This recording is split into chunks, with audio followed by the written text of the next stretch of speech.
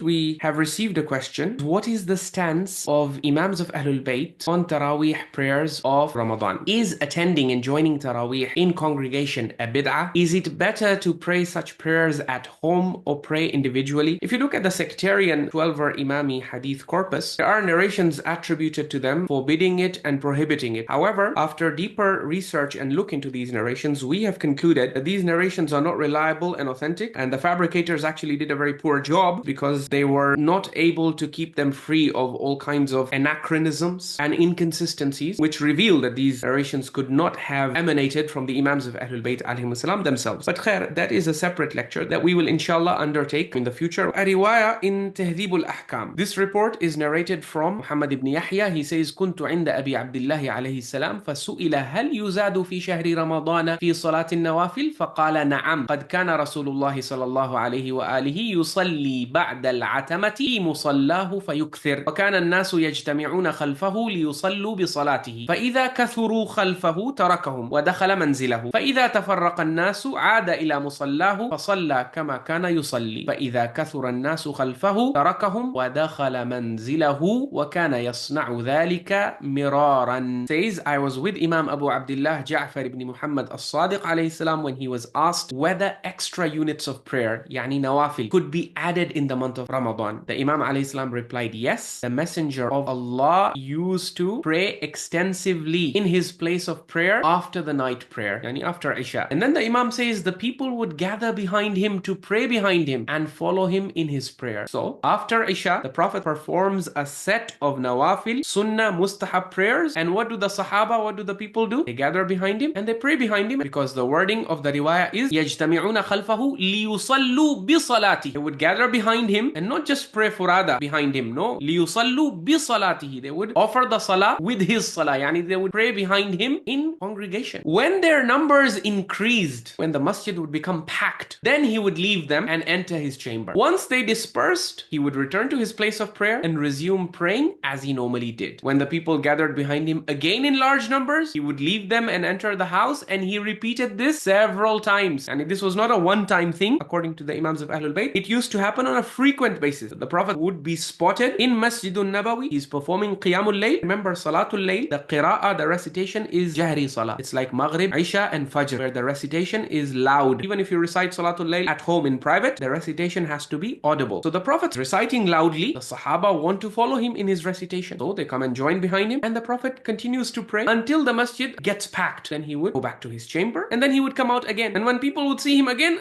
they would come and join. وَكَانَ يَصْنَعُ ذَلِكَ مِرَارًا. He used to repeat this several times. So in light of this, how can you say it is bid'ah? How can you say Tarāwīh and people performing Qiyam in Jama'ah, how can you say this is an innovation that was developed or that was invented after the Prophet ﷺ? No, this happened during the lifetime of the Prophet ﷺ, that after Isha, he would perform Qiyam and people would come and stand behind him. So people say then, well, how come when Umar revived this practice and he gathered people behind one Imam in Masjidun Nabawi, he said, ni'matil bid'atu hadhihi, this is a very good innovation. The reason why he called it an innovation was because when he came to the masjid on that night, before that period, what was happening in Masjidun Nabawi after the death of the Prophet is that people were offering Salatul Layl in Jama'ah, but they were performing it not the way they were performing it during the time of the Prophet. During the time of the Prophet, it was not possible that the Prophet is leading Jama'ah here and someone else would start his own Jama'ah in some other corner of the masjid and others would pray furada. No, in the time of the Prophet, when the Prophet was leading, all of the companions would come and join him and stand behind him as one congregation. But after the Prophet left this world, there was no one Imam who was leading this Qiyam. Rather, what was happening was that one Sahabi, let's say, who has memorized the Quran, would stand in one corner of the masjid. 2, 3, 5, 4, 10, a number of people would join him and they would follow his recitation. Another Sahabi would stand in another corner of the masjid. A small Jama'ah would be going on behind him. So there were multiple Jama'at going on at the same time. And so Umar ibn al-Khattab was concerned that this might lead to some kind of chaos and confusion. One Imam is leading here, one Imam is leading there. So he said, no, administratively, it is better to join them all behind one Imam. Now it seems Umar ibn al-Khattab was not aware that this was how it was happening during the time of the Prophet. Because after he joined them behind one Imam, he said, ni'matil bid'atu hadi. This is a very good bid'ah that we have started, that we have joined them behind one Imam. We can show you many instances where Umar ibn al-Khattab was not always familiar with every aspect of the Sunnah. There are many things that the Prophet did or that he taught which Umar ibn al-Khattab was not aware of or familiar with. He used to live far away from the Prophet, and so he was not able to spend as much time in as close proximity to the Prophet as other Sahaba. al-Khattab. That's why you shouldn't be surprised if you see reports that showcase how Umar ibn al-Khattab is not aware of a certain aspect of the Sunnah. So it's possible here that he felt that he had done something new by joining people behind one Imam, but what he didn't realize is that this was happening during the time of the Prophet. Maybe he did not get to see it because he used to live far away from the Prophet, or perhaps because Qiyam was not being held in one single congregation. So after he revived the practice of joining people behind one Imam, he felt like he had done something new, when in reality, as we can see from the riwayah and the transmission of Imam Sadiq alayhi salam, this was actually going on during the time of the Prophet sallallahu alaihi wasallam. From Al-Kafi, this is volume 4. We have this section on Babu ma yuzadu min as-salati fi shahri Ramadan. What prayers can be added over and above the daily routine of prayers that we have. This narration over here, it narrates from Imam Abu Abdullah Ja'far as-Sadiq alayhi salam that he says, Kana Rasulullahi yazidu fi salatihi fi shahri Ramadan. The Holy Prophet used to increase his salah during shahru Ramadan. إذا صلى العتمة صلى بعدها. After he used to be done offering Salatul Isha, he would offer more prayers after Salatul Isha. And as he would offer these more prayers, فَيَقُومُ النَّاسُ خَلْفَهُ. People would come and stand behind him, they would congregate behind him, and they would offer prayer together with him. فَيَدْخُلُ. And then after offering prayers for a while, in this manner, he would enter his chamber. وَيَدَعُهُمْ. And he would leave them. ثُمَّ يَخْرُجْ. Then he would come out again. So the Prophet ﷺ would divide his qiyam into different portions of the night. He would get up at 1 hour of the night, pray a certain number of raka'at, then he would go and rest. Then he would wake up again, pray some raka'at, then rest. Then in the last 1/3 of the night, he would get up, offer some prayers, and he would end with witr. So this riwayah is showing that yes, after Isha, the Prophet used to offer mustahab prayers. And when he used to offer these mustahab prayers, people used to come and stand behind him. And then after a while, he would enter his chamber and he would leave them. ثُمَّ يَخْرُجْ. Then he would come out into the masjid again. فَيَجِئُونَ وَيَقُومُونَ خَلْفَهُ. They would come and stand behind him. فَيَدَعُهُمْ. Then he would go back to his chamber. وَيَدْخُلُ مِرَارًا. And he would enter his chamber and come out of it. This would happen multiple times. And this has been authenticated. Ayatollah Muhsini has included it in his Mu'jam al-Ahadith al-Mu'tabara, and Al-Allama al-Majlisi has also authenticated it in Mir'atul Uqul fi Sharhi Akhbari al-Rasul. One fa'idah you get from this riwayah is that those people who ask, can I pray Salatul Layl in the masjid? Yes, it's not impermissible. Do remember one principle which is also given to us in the hadith of the Prophet sallallahu alaihi wasallam, which is that as a general principle for all mustahab prayers, the ideal that the Prophet recommended is, he used to say, Sallu ayyuhan nas fi buyutikum, inna afdala salatil mar'i fi baytihi illa salat al-maktuba. He used to say, oh people, pray in your houses, because the best salah that a person offers is the salah which he offers in his house, except the prescribed prayer, yani the wajib, obligatory prayer. That it is afdal to pray in jama'ah. So no one can say that praying in the masjid is severely discouraged or prohibited or it's an innovation. No, the Prophet practically demonstrated it. He did it, and the riwayah says miraran, he did it multiple times. Anything that the Prophet did in his lifetime, that is his sunnah. And so we can't call it bid'ah, right? But yes, as a general principle in the sunnah of the Prophet, if you are asking what is more preferred, then it is better to offer it at home if you are a hafidhul Quran or you have memorized a significant portion of the Quran, and so you do not run the risk of missing out on being exposed to the Quran and witnessing its recitation. The qiyam that is going on in the masjid is a facility that helps those people who have not memorized the Quran experience the entire Quran in a state of qiyam during Shahru Ramadan. You know, in the Quran, Allah praises a group of believers, وَيَخِرُّونَ